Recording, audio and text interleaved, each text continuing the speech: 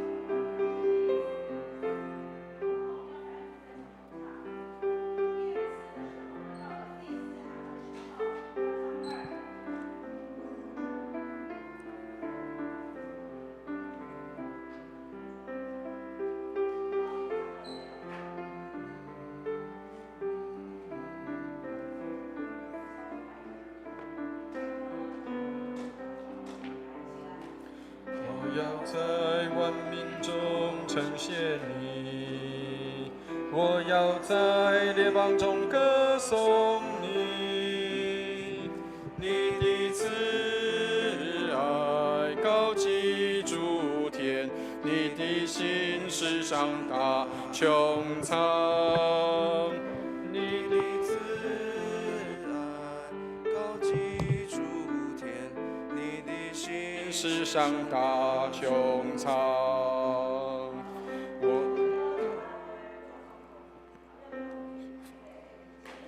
我要在万民中呈现你，我要在列邦中歌颂你。你的慈爱高及诸天，你的心事上达穹苍。你的慈爱高及诸天，你的心事上达穹苍。哈利路亚，哈利路亚，你的慈爱高及诸天。哈利路亚，哈利路亚，你的心事上达穹苍。整首唱A 段，对，然后再一次，总共2次。好。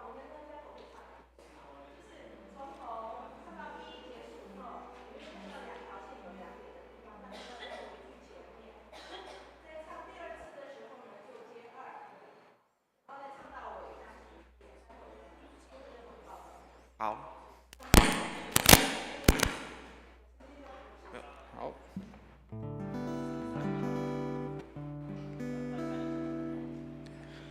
好，弟兄姐妹，我们要预备来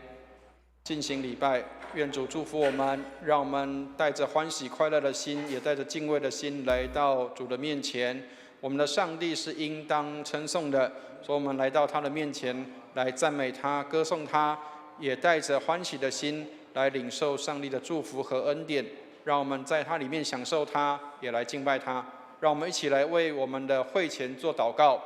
愿上帝帮助我们，让我们专注心来到他的面前，来向他献上感谢和赞美。我们一起来献上祷告。慈悲爱我们的天父，感谢你赏赐丰盛的恩典，为你名的荣耀赞美你。你用你大能的右手扶持我们，你是我们的坚固台，是我们的高台，又是我们的力量和盾牌。艰辛来投靠你的，你必保守他十分的平安，因为他依靠你。为我们今天早上的崇拜向你献上感恩，也为我们今天早上所有的流程顺序献上祷告。祝福我们所有的设备器械都为你所使用，所有的人员流动安排都按照你的旨意而行。感谢你垂听我们的祷告，祝福我们在你的里面蒙恩，也纪念那些没有办法来到我们当中的弟兄姐妹，愿你祝福他们。他们若是有事耽搁，愿你加快他们的脚步；如果他们因事无法来到，也愿你祝福他们，无论在任何地方在任何的境况当中，都跟我们一起聚会。也愿你纪念那些在屏东因着这些爆炸的事件当中受到伤害的这些的家庭或人民百姓，愿你也纪念怜悯蒙恩。感谢祷告，奉耶稣基督的圣名，阿们。弟兄姐妹，让我们预备心来参加今天的崇拜。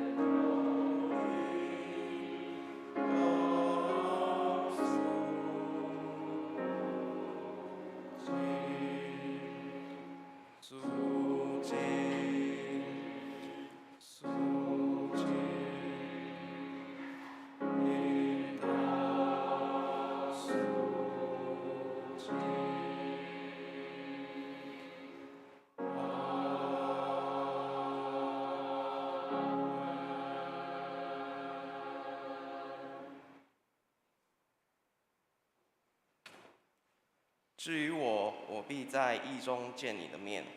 我醒了的时候，得见你的形象，就心满意足了。会众，我们一同来祷告。亲爱的天父，我们满心感谢赞美你，特别在这主日，我们会众一同齐聚到你的面前来领受话语。求主圣灵与我们同在，带领我们听说都得益处，好让我们每一步都照着主的旨意行。求主帮助我们，让我们成为你可使用的器皿，在各样的服事上，看顾我们聚会从头到末了。我们这样祷告是奉靠主耶稣基督的圣名，阿们。会众，我们一同起立，我们来唱心灵良诗选第20首，愿你崇高。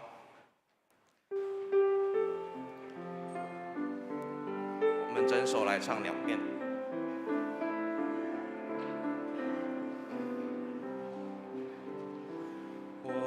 在万民中称谢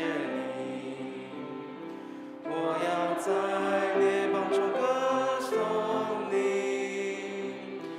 你的慈爱高及诸天，你的心世上大穹苍，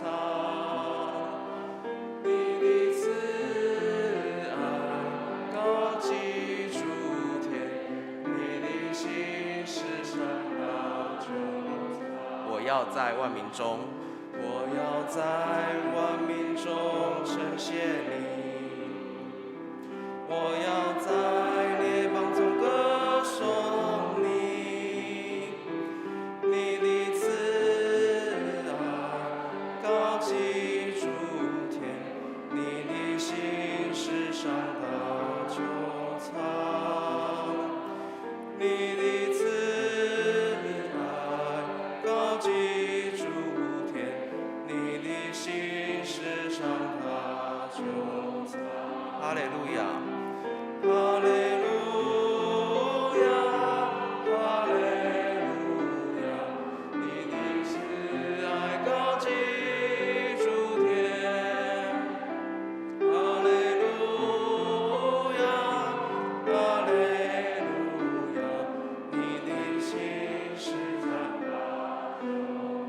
在万民中，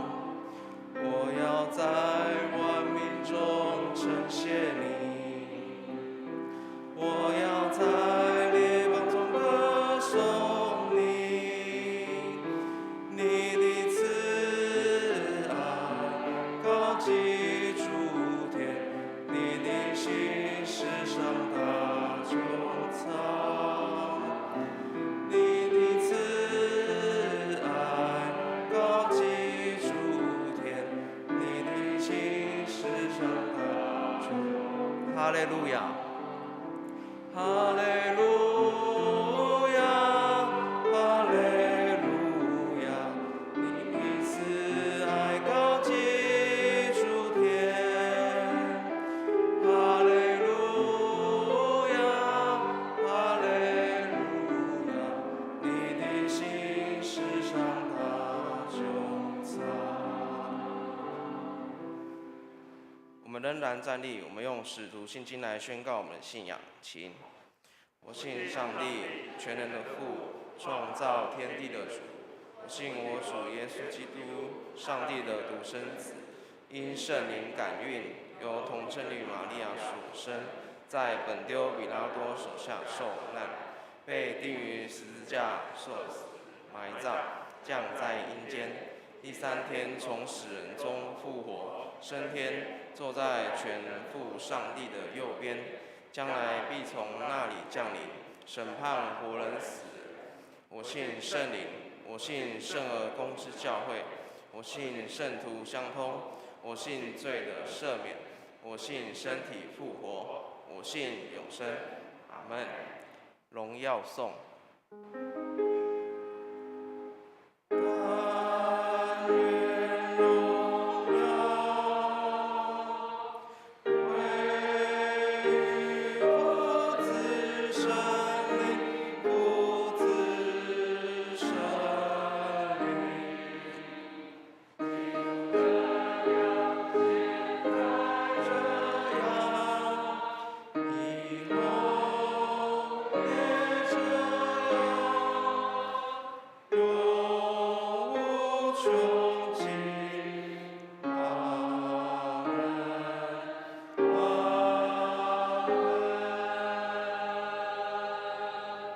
请坐。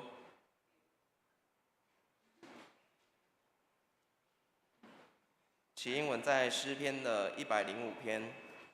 1到6节，37到45节，在旧约的631页。105篇第1节，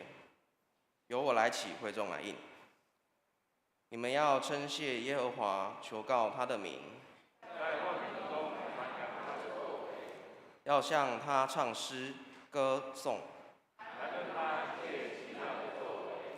要以他的圣名夸耀，要寻求耶和华与他的能力，他仆人亚伯拉罕的后裔。你们要纪念他奇妙的作为和他的奇事。他领自己的百姓带银子金子出来，他们出来的时候，埃及人便欢喜。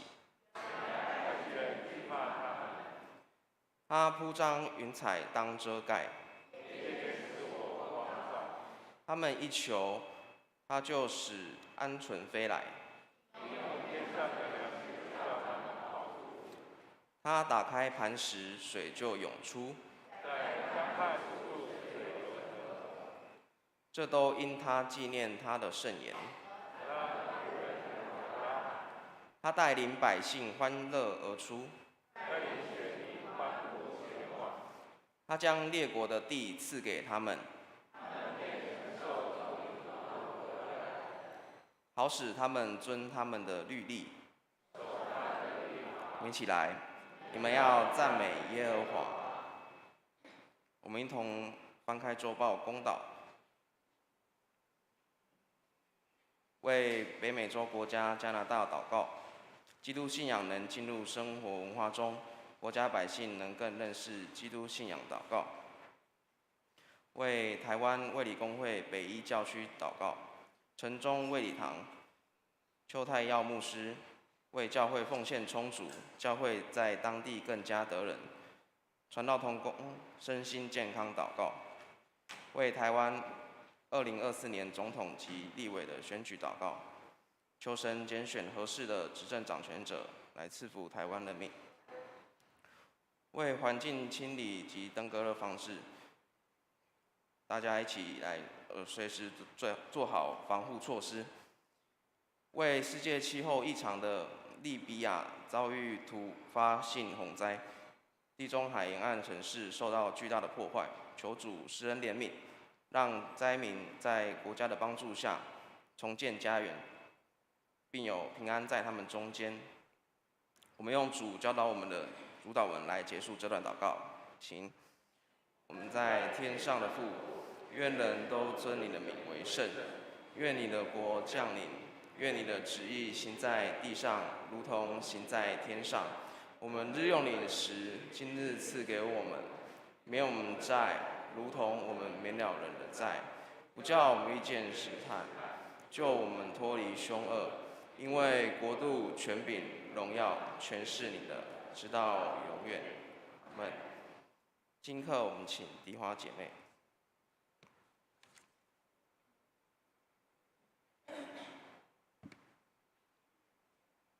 今天两段经文，一段是旧约出埃及记16章2到15节，在教会圣经88页。以色列全会众在旷野向摩西、亚伦发怨言，说：巴不得我们早死在埃及地耶和华的手下。那时我们坐在肉锅旁边，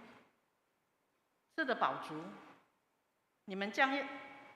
我领出来，在这旷野，是要叫这全会众都饿死啊！耶和华对摩西说：我要将粮食从天上降给你们，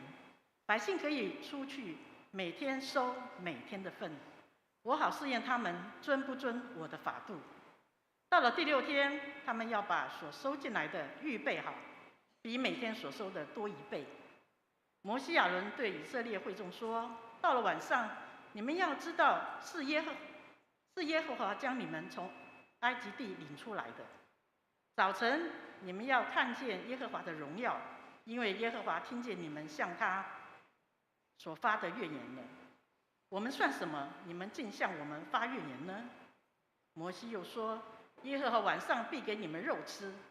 早晨必给你们食物得饱，因为你们向耶和华发的怨言，他都听见了。我们算什么？你们的怨言不是向我们发的，乃是向耶和华发的。摩西对亚伦说：你告诉以色列全会众说，你们就近耶和华面前，因为他已经听见你们的怨言了。亚伦对以色列全会众说话的时候，就向旷野观看，不料耶和华的晓谕了摩西说：我已经听见以色列人的怨言，你告诉他们说，到黄昏的时候，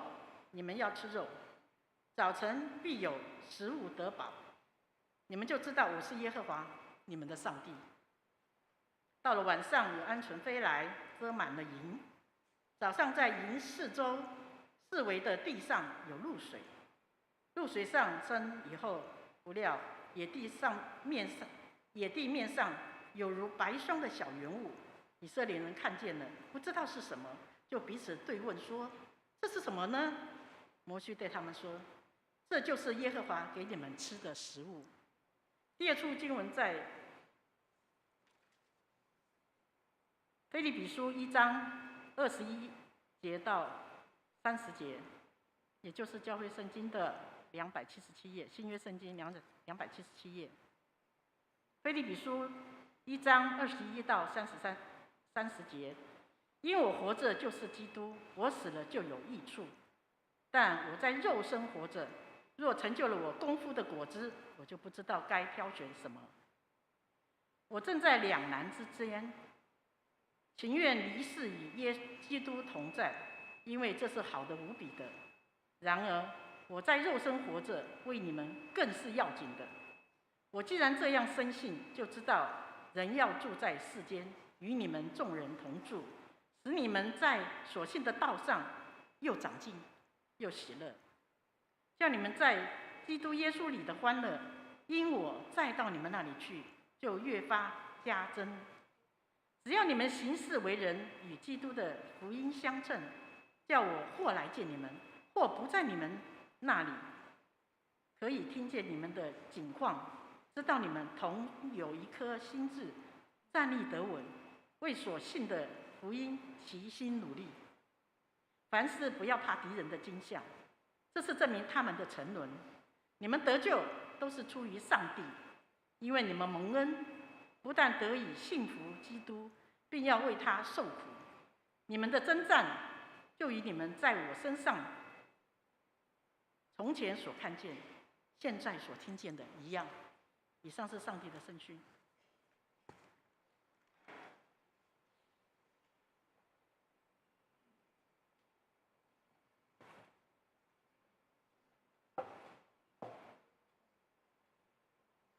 谢谢迪华姐妹。读经在约翰福音第3章22到36节，新约的103页。22节，这事以后，耶稣和门徒到了犹太地，在那里居住施洗。约翰在靠近撒冷的埃嫩也施洗，因为那里水多，众人都去那里受洗。那时约翰还没有下在监里。约翰的门徒和一个犹太人辩论，洁净的理，就来见约翰说：“拉比，从前同你在约旦河外，你所见证的那位，现在施洗，众人都往他那里去了。”约翰说：“若不是从天上赐的，人就不能得什么。我曾说，我不是基督，是奉差遣在他面前的。你们自己可以给我做见证。娶新妇的，就是新郎，新郎的朋友站着，听见新郎的声音就甚喜乐，故此我这喜乐满足了。他必兴旺，我必衰微。从天上来的，就是在万有之上；从地上来的，是属乎地。他所说的也是属乎地。从天上来的是在万有之上，他将所见所闻的见证出来，只是没有人领受他的见证。那领受他见证的就印上印，证明上帝是真的。上帝所差来的就说上帝的话，因为上帝赐圣灵给他是没有限量的。父爱子，已将万有交在他手里。信子的人得永生，不信子的人得不着永生。上帝的震怒常在他身上。诗班献诗，曲目是《我要耶稣》。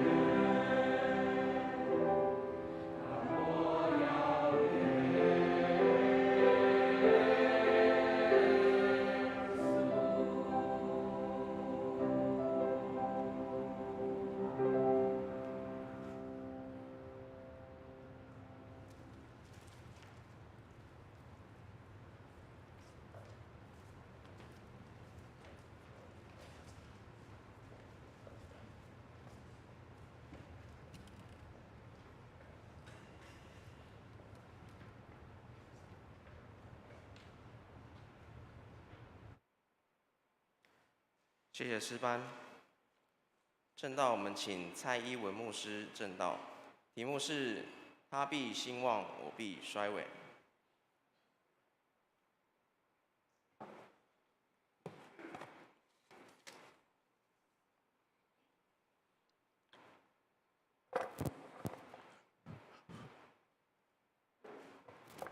喂，弟兄姐妹平安。感谢神带领我们一起在主日，我们同心的来敬拜，我们一起来祷告。主，我们献上感恩，何等欢喜！在主你所定的圣日，我们定睛在主您的身上，我们不做任何的私事，我们一起来到主的殿中，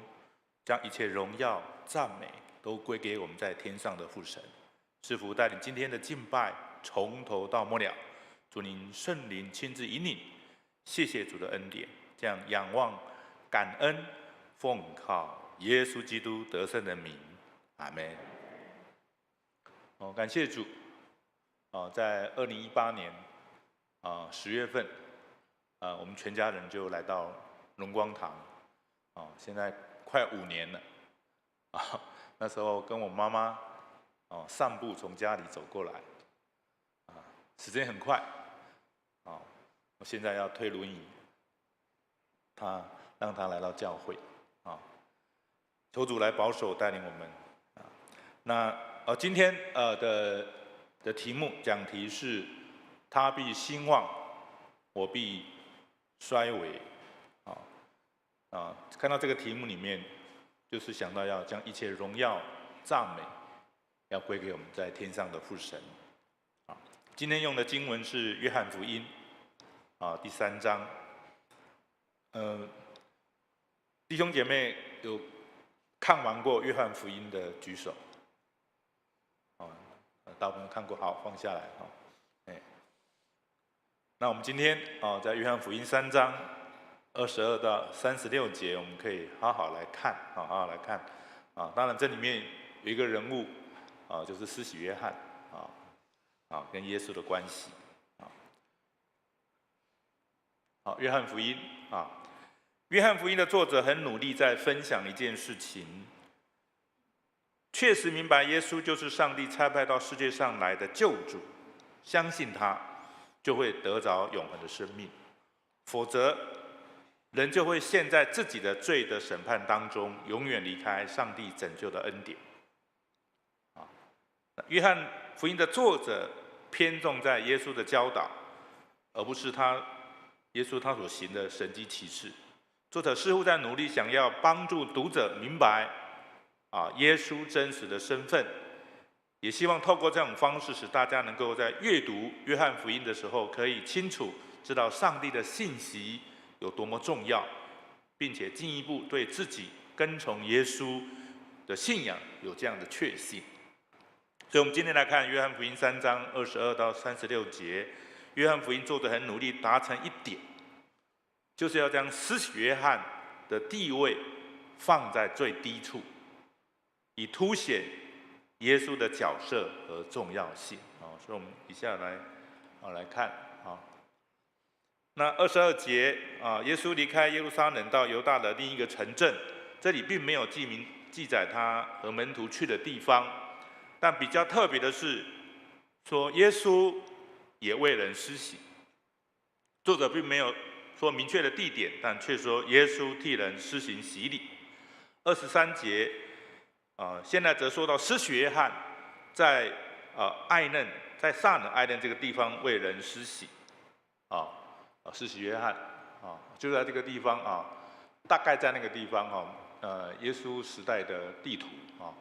靠近约旦河在撒玛利亚那个地方耶路撒冷在下面大概在那个地方那耶稣和他门徒在别的地方传福音施洗。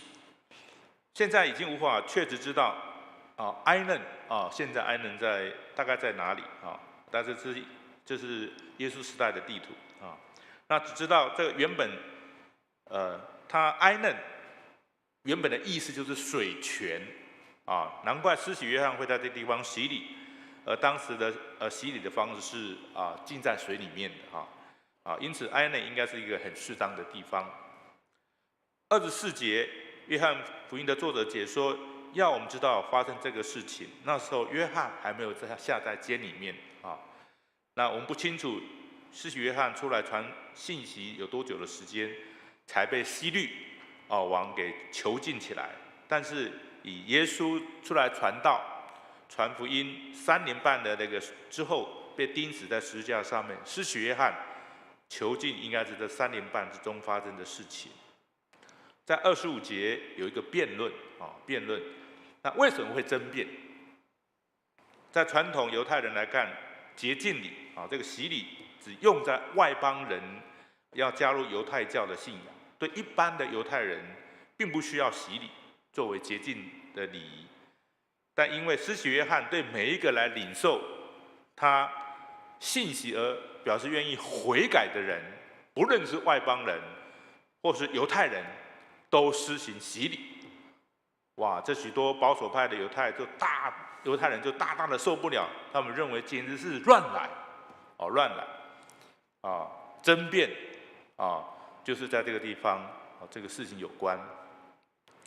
26节这一节约翰福音的作者要表达的理念，耶稣才是福音的中心，不论施洗约翰对当时人造成怎样的轰动，耶稣的信息才是让大家更觉得新鲜、耳目一新，心灵受到震撼，信息蛮有权威的。但因为在施洗约翰的门徒来看，耶稣是受施洗约翰的洗礼耶稣是受施洗约翰的洗礼现在却吸引了许多民众来这里，并且特别强调耶稣也在那里施洗。那也就是说，施洗的人数已经比施洗约翰的人数多，难怪施洗约翰的门徒心里感受很不是滋味。讲到洗礼我那时候在小港教会牧会的时候那今年7月16号，我曾跑到台东，跟师母跑到台东去有一位姐妹受洗其实那位姐妹早该要受洗了，那时候在教会的时候是国中生，那现在已经研究所毕业了到现在才受洗。为什么她没办法来接受洗礼呢？因为她的家人，她的妈妈反对。她尊重妈妈但在教会里面她已经决志了，已经决志要准备她同年级的同学都受洗，就她还没有。她等到她妈妈同意了那时候是有点难过的，就是她决志了，但是她因为家人缘故不能够受洗，但在教会里面跟大家一起敬拜，也愿意一起来服侍但是有些长辈就质疑说，他服侍他都没有受洗他决志啦因为他家庭的缘故就因为这样他就没办法侍奉没办法侍奉这是蛮可惜的一件事情我想他愿意来到教会里面来决志虽然没有完成洗礼，但这个洗礼在未来会完成，今年完成了所以我们特别跑一趟去看他完成洗礼这是我在牧会里面对有一些一个遗憾的地方好，接着在3章27到30节这个地方27节，若不是从天上试的，人不能够得什么。这句话非常重要的信仰的告白。作为一个上帝的仆人施洗约翰他很清楚，即使自己传上帝的信息，引起那么多人来接受他施洗，他知道那是因为有上帝所赏赐给他的能力。若不是这样，就算很多人受洗，也不会受上帝所接受。那受洗又有什么用呢？施洗约翰已经很坦白地回应门徒们心中的焦虑，不用担心许多人跑到耶稣那边去啊。圣经作者给我们一个很清楚的认识：拯救是上帝奇妙的作为，不是依靠人的能力能够成全事工的。包括使徒们传福音时所行的神迹奇事，都是出于上帝赏赐给的能力，才能够才有办法。因此，在福音的事工上面越有成果，就越发要谦卑下来。也就是今天一个主题就是要将一切荣耀都归给上帝。28节接续27节的信仰告白，施洗约翰更进一步的表明他的信仰的态度。他很清楚让自己的门徒知道，他只不过是一个奉差遣在他前面，也就是一个前驱者前面引路的前驱者这也是前面所说到的，福音书一再努力把施洗约翰的角色给予降低，以凸显耶稣的重要性和地位的尊贵所以28节这个地方有一句话，就是我不是基督。我不是基督我不是基督。当耶路撒冷差派祭司和利未来询问他的说你是谁在约翰福音一书19到20节这个地方19到20节这个地方我们一起来读一下来这里19节来，约翰所做的见证记在下面。犹太人从耶路撒冷差祭司和利未人到约翰那里，问他说你是谁？20节他就明说，并不隐瞒，说我不是基督这是圣经里面重复的话那他开口第一句话就说过了当施洗约翰当时施洗约翰应该旁边有门徒在旁边或者每一个人问到他的身份的时候，他很清楚表示自己是一个连为基督解鞋带也不配的人就是相当谦卑约翰福音1章26、27节我们一起来读来26节来，约翰回答说：“我是用水施洗的，但有一位站在你们中间，是你们不认识的。就是那在我以后来的，我要给他解鞋带也不配。”所以他自己都这样表明了那又怎么可能是基督呢？因此他再次提醒门徒要注意，他已经清楚表白过了，再次这样的强调，就是让他们门徒知道，耶稣基督才是整个福音的中心所以今天来看这个施洗约翰这个人物的时候，他非常的谦卑非常谦卑柔和那在过往有一次在教会的圣诞节的晚会圣诞晚会大家非常忙碌那事实上大家所预备的每一个节目都非常的重要非常重要但是有时候重要到不要提升成太高太高因为大家都一样都一样，因为圣诞晚会的主角是耶稣耶稣。那我们像施洗约翰的服侍的态度里面，我帮他解鞋带都不配的人所以我们当他谦卑，我们所做的这些事情，所安排这些节目内容，都是为了荣耀上帝，让人来相信耶稣基督但是那一次的晚会里面因为某些人讲了说你们都是跑龙套，知道跑龙套的意思吗？主角还没有出来之前，前面那些这些引路的这些，就像施洗约翰一样跑龙套的。但是有些人就觉得说我是跑龙套的，心里非常的不满很生气那一天有新朋友来到当中来，那我们这样生气了，那很多事情就很没有见证就很没有见证，很可惜所以事实上我们在侍奉当中，我们学习施洗约翰的一个态度柔和谦卑的态度。你看，他帮耶稣解鞋带的虎背，那我们呢？我们所做的不是要荣耀上帝吗？荣耀主吗？难道我们要荣耀自己吗？对，我们所安排这些内容，真的花很多时间下去了。哪一个节目不是花很多时间下去呢？但是这些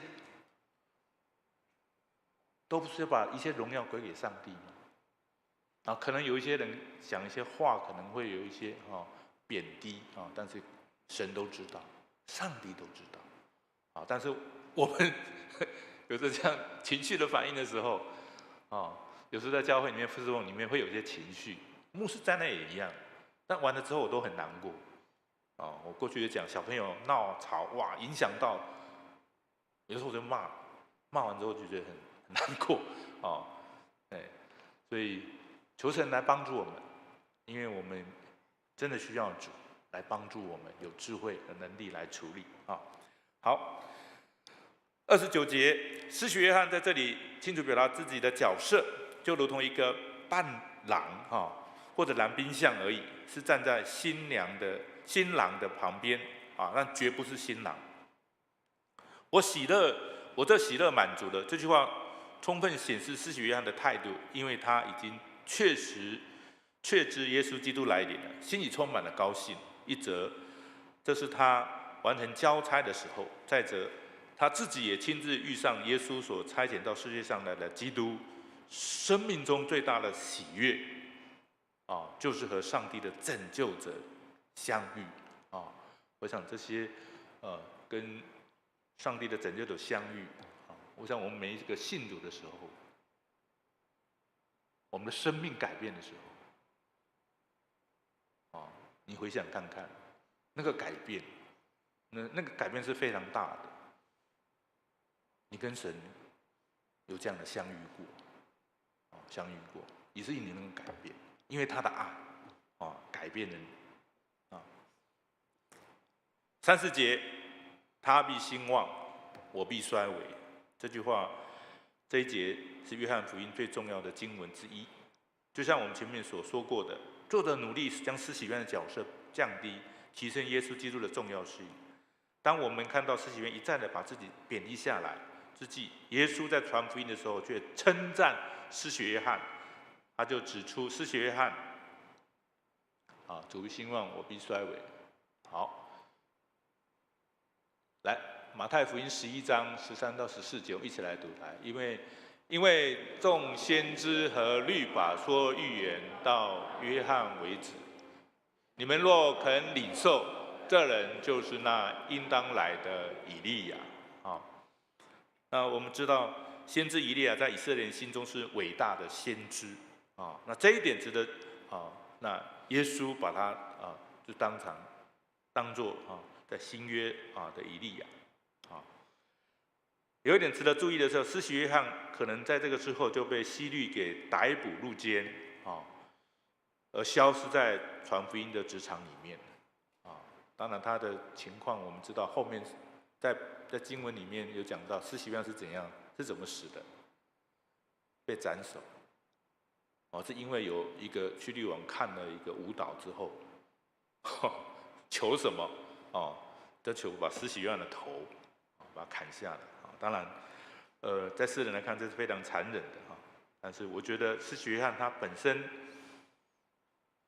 在圣经里面如同昙花一现一样，昙花一现我家里也有种昙花真的是昙花一现，一年可能就开这一次，很漂亮类似像荷花那样很漂亮，很大朵，然后晚上开，白天呢就枯萎了，很快，昙花一现昙花一现。其实我们的侍奉里面做得再怎么好在永恒里面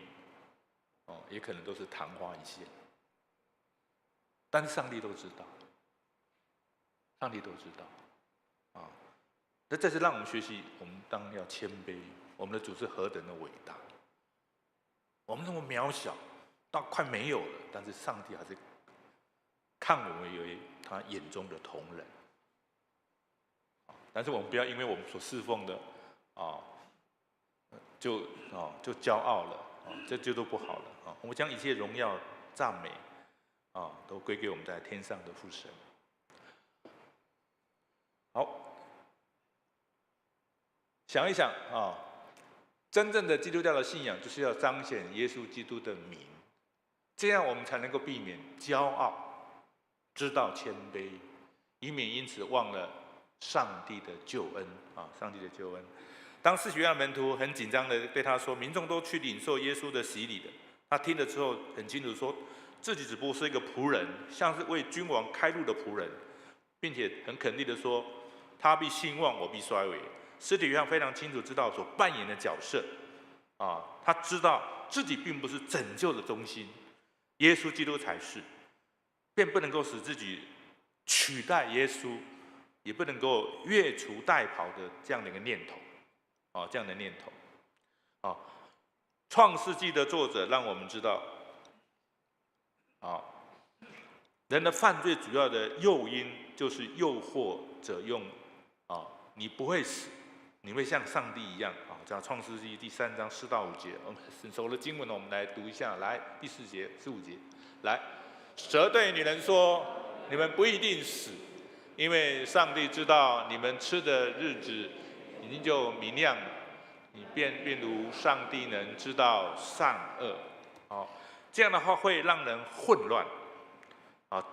沉沦在扮演上帝的角色中无法自拔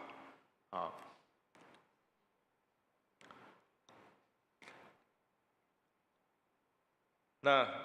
人到了同样在创世纪里面人到了后面好长一段时间才会体会到不能够替代上帝的生命的真谛在创世纪你们变这里面变成讲你变如上帝能这个话里面非常危险非常危险好，创世纪50章19节我们一起来读。来，约瑟对他们说：“不要害怕，我岂能代替上帝呢？”我们应该清楚一件事情，基督教的信仰是在告诉我们，耶稣是救主，只有他能够带领我们走进上帝的救恩中，除了他，没有任何一个人可以取代的，或是用个人的名号让别人获得上帝的救恩，没有。这一点是我们在信仰中可以确信的。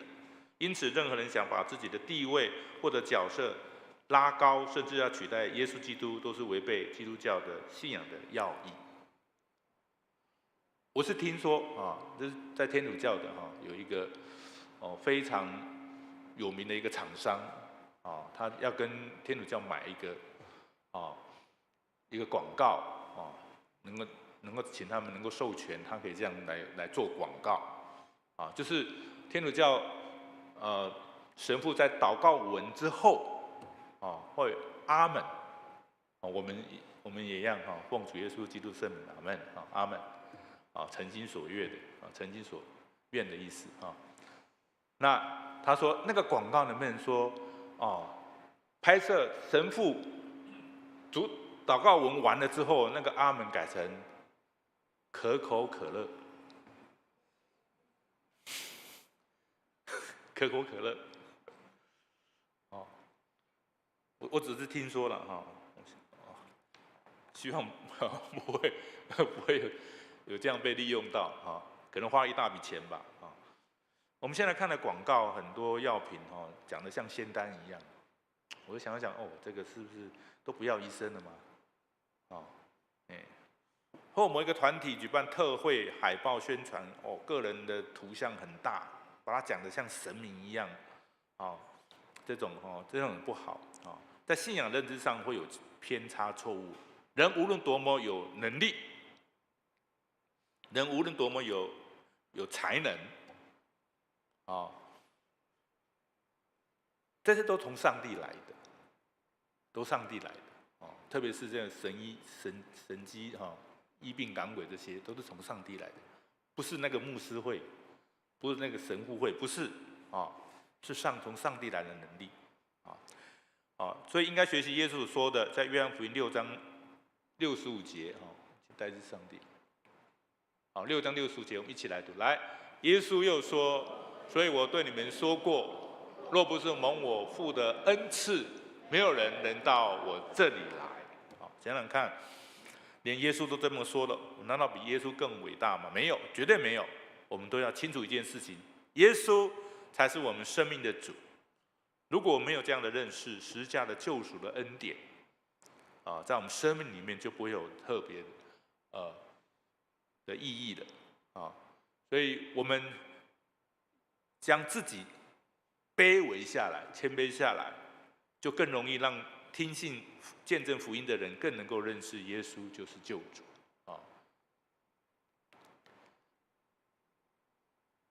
好，接下来我们来看约翰福音第3章31到36节这个地方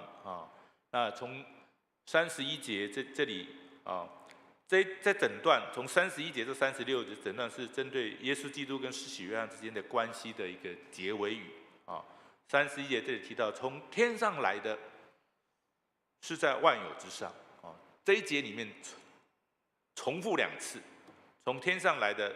是在万有之上，后面也是从天上来的是在万有之上指的上帝的权柄的范围是属于上帝的主权。所以因为宇宙万物都是属于上帝创造之物，因此一切都在上帝的管辖之下。值得注意的是，约翰福音的作者一再强调，耶稣基督来自上帝这表示耶稣基督并不是依照人的意思而出现的。那从地上来的是属乎地的，这句话让我们看到人的实况。创世纪2章7节，上帝是用地上的尘土来造人所以这说明这很清楚说明人是属于地的，是受造之物。因此创世纪3章19节，我们一起来读。来，你必汗流满面才得糊口，直到你归了土，因为你是从土而出的，你本是尘土，人要归于尘土。你本是尘土人要归于尘土，尘归尘，土归土在告别式的时候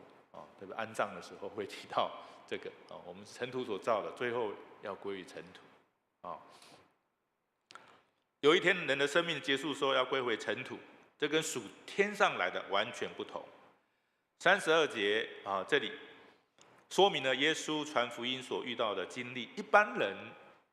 并不是真心欢喜接受耶稣所见证的福音的信息，所以福音书里面一再出现民众当中有喜欢听耶稣传讲的信息，但也有民众是没有办法忍受的，甚至用不屑的眼光看耶稣所言所行。耶稣在故乡拿撒勒就曾被拒绝过。33节，有人不接受，但也有人听了之后就接受了，而且这些人都会为了要表明他确实相信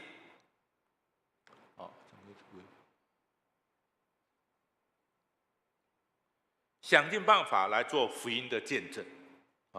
这种见证不只是在家中也在他工作见证出来，甚至有人现身做专职的传福音的工作。所以我们今天所以能够听到福音的信息，就是因为这些见证者让我们能够知道耶稣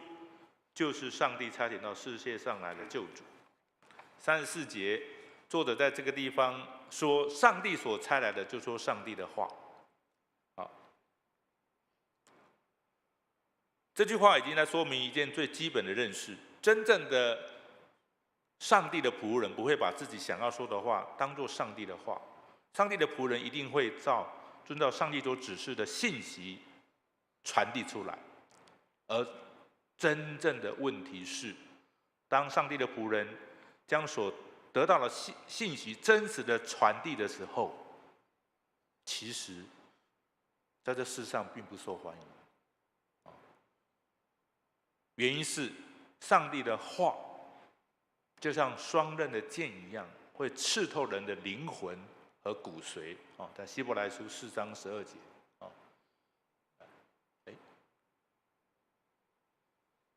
一起来读，来，神的道是活泼的，是有功效的，比一切两刃的剑更快，甚至魂与灵、骨节与骨髓都能刺入破开，连心中的思念和主意都能辨明。所以上帝的话已经深入到我们内心里面最深处最深处，让人听了之后感觉到难过。为什么会难过？因为你隐藏不了自己的罪。我们人是软弱的，我们会很容易会犯罪，所以我们需要上帝。但是有些人受不了，我没有罪啊，但是我们世人都犯了罪，亏缺了上帝的荣耀亏缺了上帝的荣耀。好，35节，好，父爱子，这种父子的关系出来就是生命的传承是不能够分割的，就用来形容耶稣基督跟上帝之间特有紧密的关系。因为有这一层父子的缘故，所以上帝将所造的一切万有都托付在耶稣基督的手中。好，36节最后今天的经文最后一节这段是这段经文的总结。在耶稣基督里面有永恒的生命，相对的，不信的人自己所得到的就等于拒绝上帝的救恩。只是这种人，他只会感受到是上帝拒绝他，而不是他不要上帝上帝拒绝他。基督教信仰里面也从这里有一个基础，这是一个生命生或死的抉择，没有灰色地带，可供人游离分子。所以约翰福音，你读约翰福音，没有任何灰色地带，是就是，不是就不是，很清楚因为你看约翰福音的约翰1、2、3、4一样，很清楚还没有灰色地带没有灰色，我们信仰没有灰色地带所以也是约翰福音最喜欢表达的方式，是永恒的生命。你要接受永恒生命，不然就是死亡，就是灭亡，没有任何灰色地带没有灰色地带。好，第二点思想信仰态度必须非常清楚，不能用和稀泥的态度，像是用也好，都一样等等这种态度来看待，因为这是关系到生命的生与死生与死所以刚才36节最后这一节里面，好36节我们大家可以没有来可以把字把它刚才从红字那边开始信子的人有永生，不信子的人得不到永生，上帝的震怒藏在他身上这我们今天读的经文的最后一节的总结就是这样，没有灰色地带没有灰色地带。这句话很清楚地说明生跟死之间的一个差别，在耶稣基督身上没有中间空档，唯有选择生，不然就是选择沦落死亡，就这样子所以世人会弄一些灰色地带这是世人弄的会让你混淆会你混淆，从蛇开始就是这样好，摩西带领以色列人进入旷野漂流的时候，在临终之时，他召集全体以色列人，对他们这样说在申命记这段经文真的非常好我们可以来一节一节来看来15节来看我今日将生与福、死与祸陈明在你面前。16节来，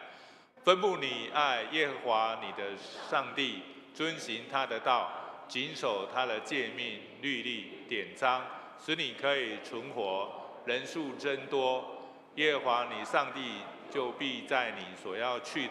得为业的地上赐福于你。17节，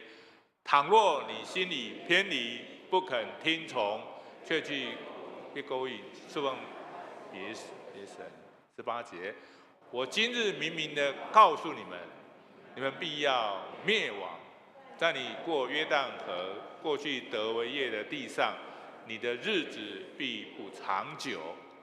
19节，我今日呼天唤地的向你做见证，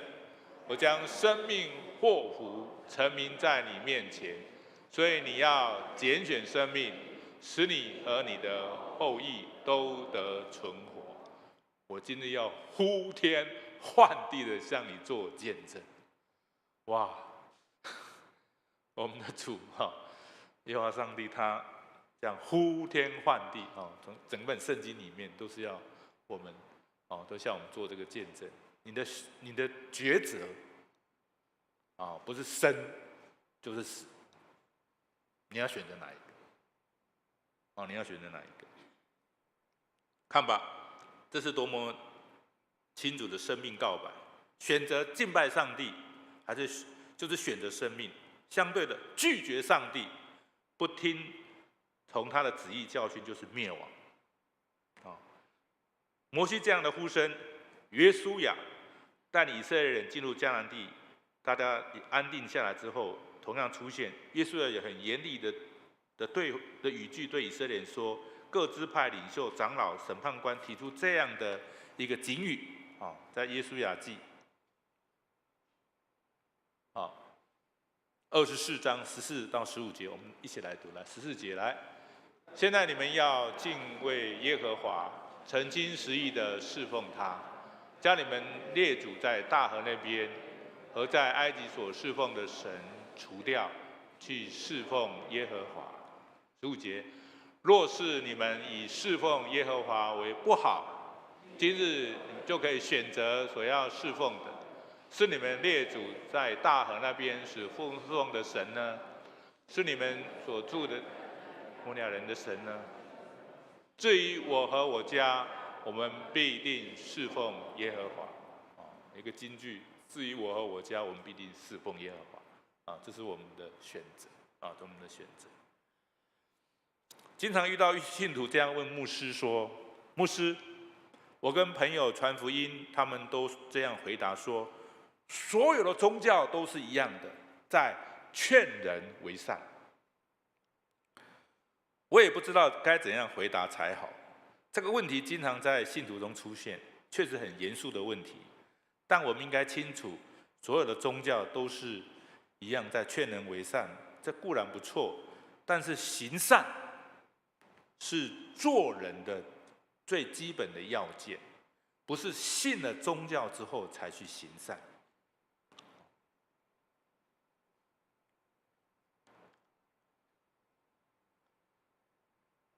应该要清楚的是，基督教的信仰，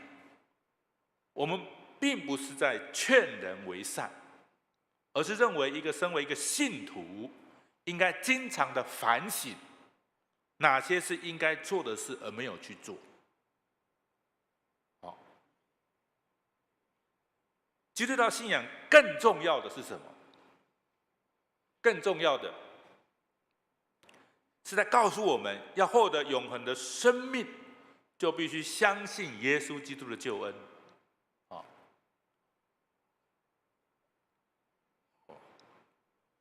人不能够透过行善来换取上帝的救恩，这一点必须厘清才好。我们不是依靠行善来获得生命的拯救所以其实我们是佛道教的环境所以说这些善事做功德这些善事，好像很多人都能够接受的，但是那个不是信仰的核心，那是一个做人基本的要件基本的要件因为信靠耶稣救恩，这一点才是基督教信仰里面跟其他宗教的最大的差异有一位英国的一个宣教士，他来台湾来宣教他也是一个牧师他有一次他做了一个见证因为他来台湾那有一次他到要叫计程车有叫客的然后他一位，然后哇就来了3位慈济的功德会的师姐。你看一台计程车除了司机之外那个英国的宣教士牧师，3个慈济功德会的在车上有一段路程，会发生什么事情？你看会发生什么事情？那慈济功德会的那师姐就一个一个说我做了哪些善事，我做了多好多棒，然后嘻嘻哈哈嘻嘻哈哈，每一个人都讲。那他们也问，那个牧师说，那你做了什么？牧师那个牧师并没有讲什么，他只讲圣经的话按照圣经里面所讲的话那就是在哥林多前书15章第3节第4节那边所讲到的主就是为我们死埋葬的，第3天从死里复活他就讲这句话那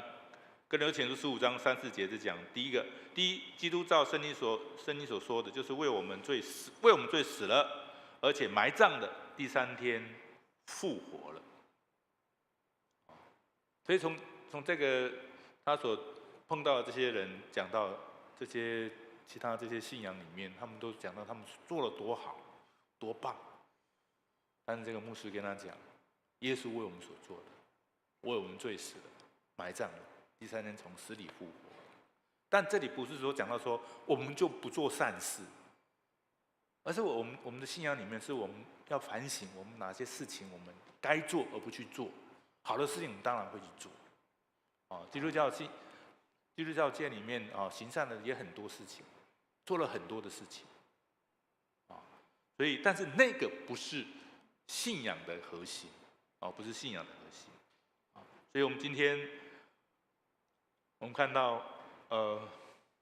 像这世代里面慈善的事业是很受欢迎的，但是它不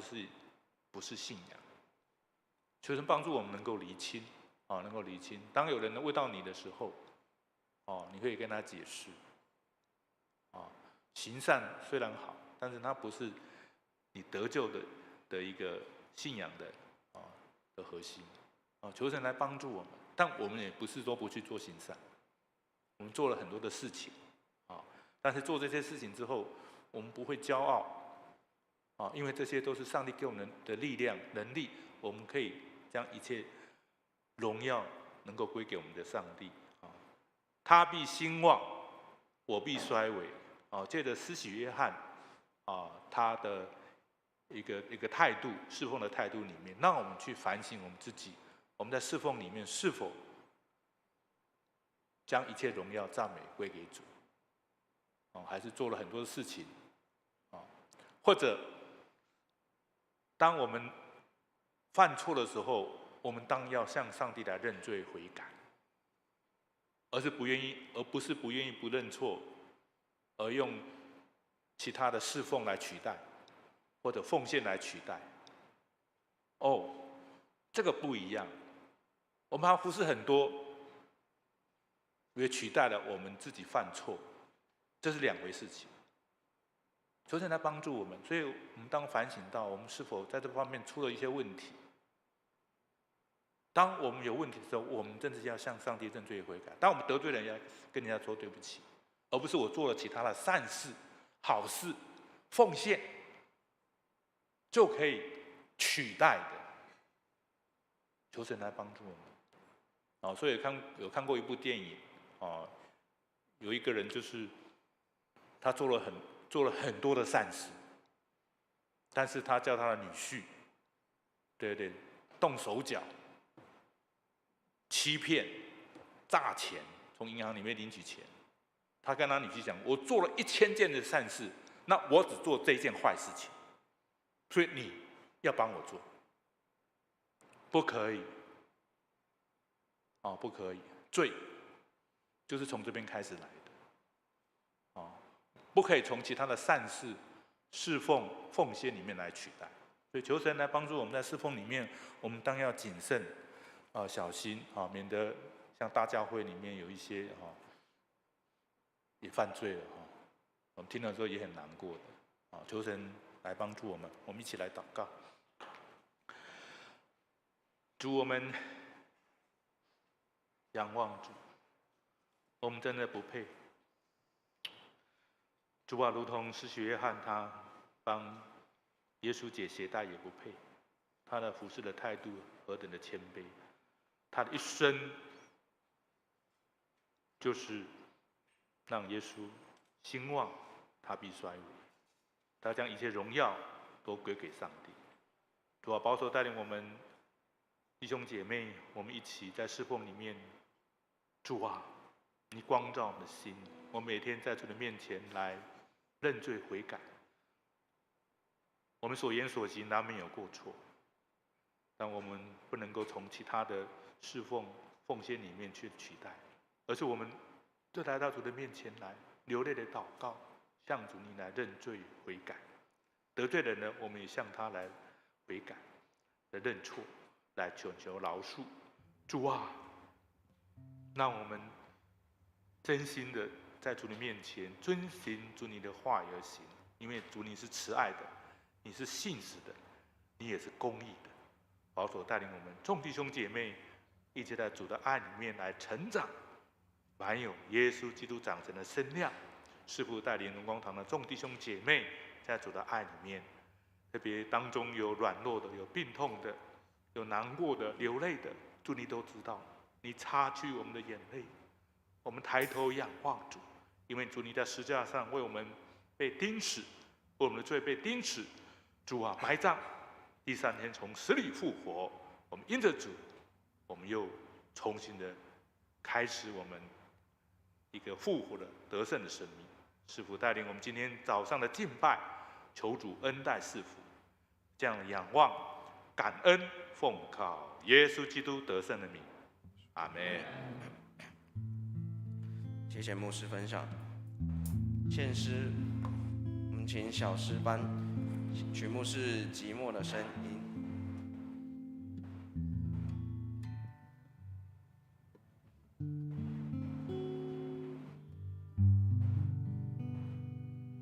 喂，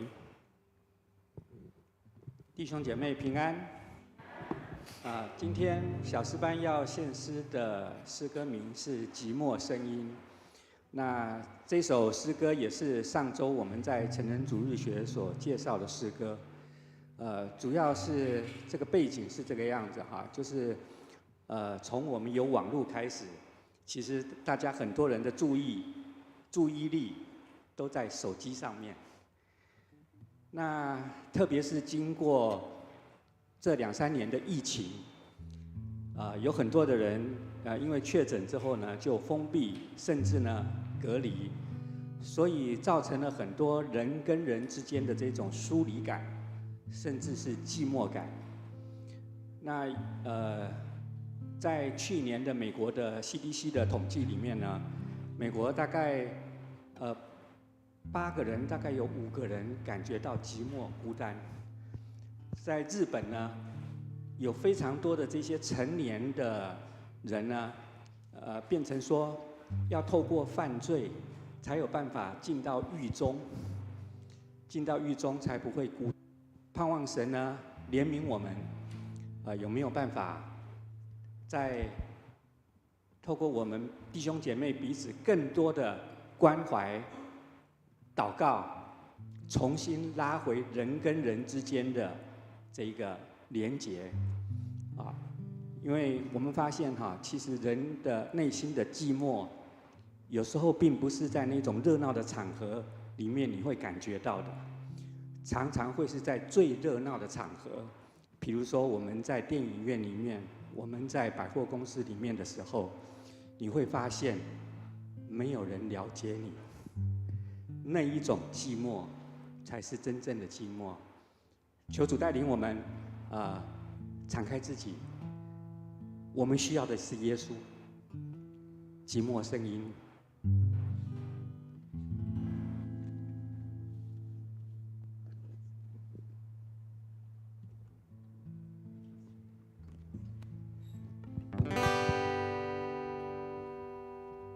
寂寞声音。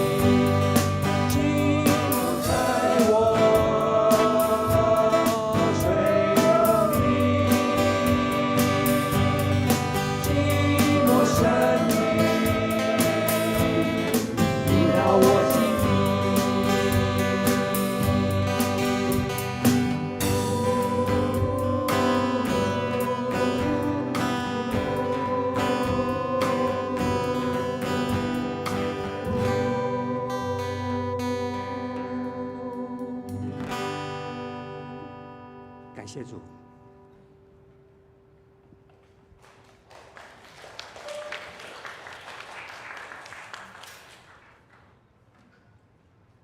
谢谢小诗班。会众，我们一同起立，我们来唱《借我赐恩福》，在心灵粮食选305首。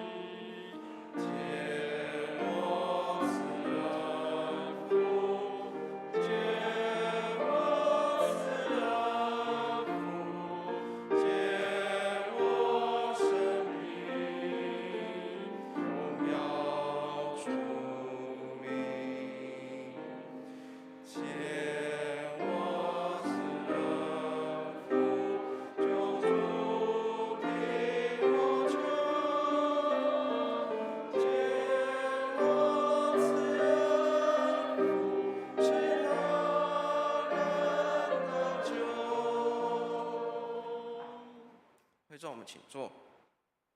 请司线的同工至台前来。我们一起低头祷告。亲爱的天父，我们向你献上感谢，感谢主赐我们日用生活所需，我们将所得的一部分献上，使用在教会事工上，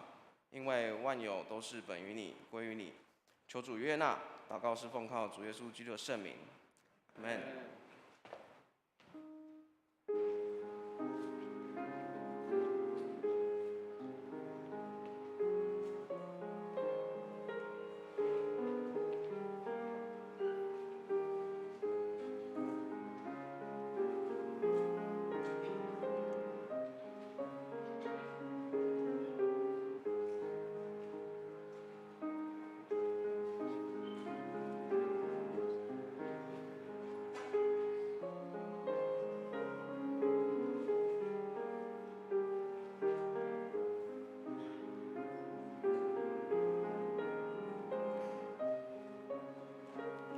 会众，我们一同起立。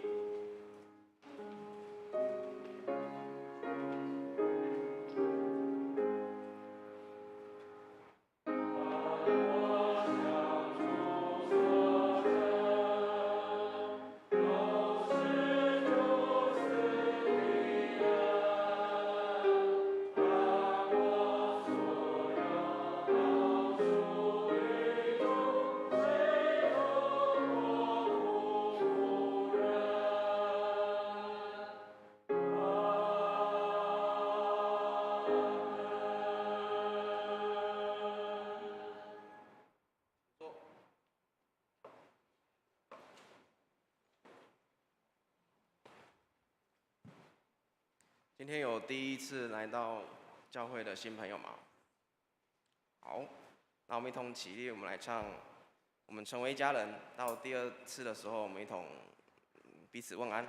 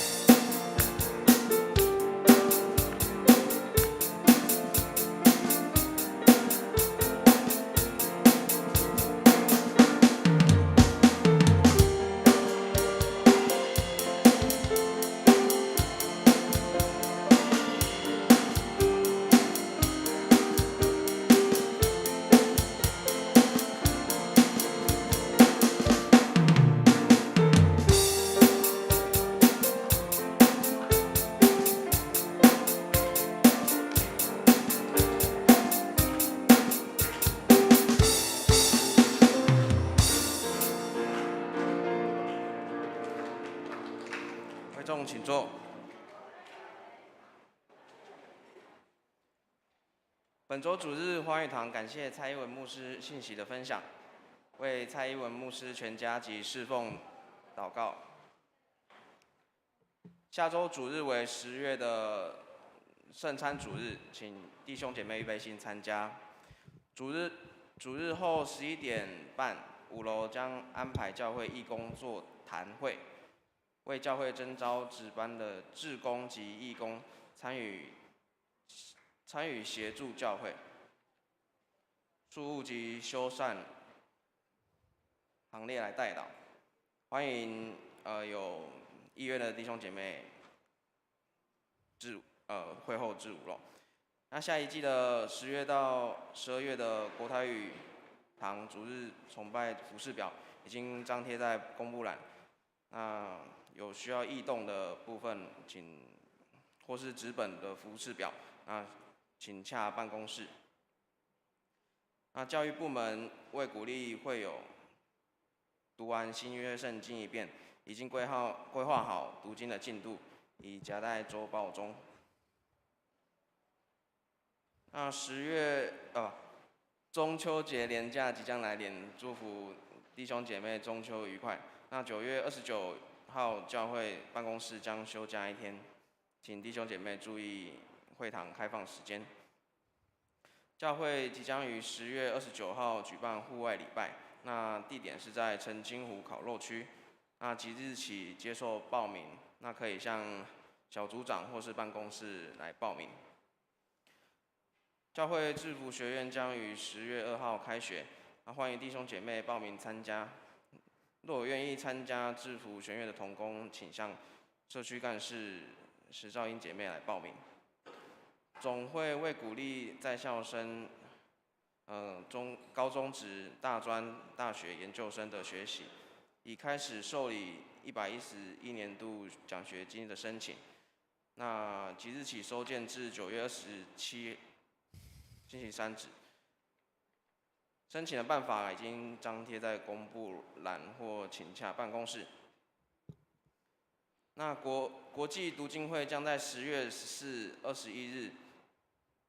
及21日上午9点到12点，将借用本堂举办旧约邮宗的活动。那已经可以报名了，那费用是600。欢迎弟兄姐妹报名参加。那详情可洽属一执事。那11月11号，嘉庆弟兄及秀文姐妹婚宴登记表已经张贴在公布栏，大家可以去登记。为教会复兴守望祷告，邀请弟兄姐妹参加周四晚间7点半查经祷告会。那我们一起为所关心的事项同心来祷告。牧师有要补充的吗？好，弟兄姐妹，牧师这边做一下帮总会做一下这个工商服务一下哈。我们那个中秋节的时候是我们华人的一个团圆的时间，所以我们各位知道华人的3大节日就是过年、还有端午跟中秋。好，那考一下大家，就是犹太人的3大节日知道吗？逾越节，还有五旬节跟住棚节，对不对？所以住棚节其实跟我们的中秋节时间很类似哈。好，那总会这边有给一个很好的内容，就是我们在中秋节的时候也是团圆的时间，所以如果弟兄姐妹家人当中，我们除了一起烤肉，如果可以在吃晚餐或烤肉之前，我们可以举行一个家庭的祭坛或家庭的礼拜，是一个相当美好的事。好，所以总会这个家庭事工委员会给了一个这个崇拜礼文，就是可以在中秋节的当天晚上，如果家人可以一起聚集的时候，可以让家人有一起做礼拜、家庭礼拜的时间。那不用时间很长，就是按照上面的程序或者是你可以抽里面的几个项目来做一些的进行，让我们的家里面也可以在家里做礼拜。我们的弟兄姐妹家庭当中，我们的家人能够在一起的时间，也是一个做礼拜的时间。所以让我们在中秋节的时候，除了享受烤肉，我们也把上帝的话吃进我们的心里。那如果弟兄姐妹有需要的话，我会放在这个群组上面，放在总版还有各小组里面。那如果各位手机上不会使用或者是不会下载的话，我也会请我们办公室然后如果有需要的，可以跟办公室来索取这个我们的这个中秋的崇拜的礼文。那也请弟兄姐妹来纪念在这个屏东这2天有发生这个气爆爆炸的事件，有一些人他们牺牲生命，或者是无家可归，或者是他们的家庭遭受一些变故。那也请弟兄姐妹，当我们家里在团圆的时候，我们也纪念那些在患难当中的人，让他们的家庭也蒙上帝的安慰跟看顾。那也请弟兄姐妹为教会祷告，教会需要有一些志工跟义工让我们可以在服事上能够更加的得力所以我们等一下等一下主日崇拜后，我们就会有志工跟义工的一个座谈会。那邀请弟兄姐妹来认领时段，就是假设你如果时间上可以的话来协助一些教会的事工，或者是能够来做一些的值班的工作，因为马上我们的制服学院要开课需要一些志工跟义工的参与或者是如果你愿意进到班上去接触新朋友，我们也欢迎跟邀请能够来参与跟加入，让我们跟新朋友接触，能够让新朋友能够认识教会，跟教会有美好的关系。不一定要带他马上就信主，但是我们可以邀请他，让他跟教会的关系更拉近这个是我们希望可以带来的一个目的。求上帝帮助，让我们开始来做一些的邀约跟邀请，让上帝的儿女们在外面的那个流浪的儿女们可以回到上帝的家里面来。像刚刚的那首《寂寞声音》，很多人寂寞，但是他需要上帝的爱跟安慰在我们的当中。愿上帝帮助我们以上，谢谢。不好意思，再补充一下，那个今天成人主日学诗歌赏析地点在3楼主堂，那诗班练习的地方也是在3楼。好，会众我们一同起立，3-1颂。普天之下，万国万民，齐声赞美父子圣灵，三位一体，同荣同尊，万有是愿，万福之本。阿门。请牧师祝福。弟兄姐妹，我们一起来领受祝福。慈悲爱我们的天父，谢谢你拣选我们成为你的儿女，让我们能够放胆为你做美好的见证，使人认识耶稣基督，让我们能够将祝福带到每个角落，使寂寞的人能够得听福音。感谢你垂听我们的祷告，祝福我们在你的里面蒙恩。愿我主耶稣基督的恩惠、天父上帝的慈爱、圣灵的感动与交通，常与我们众人同在，从今时直到永永远远。阿们。阿门颂。阿门。阿门。阿门。请坐。殿乐。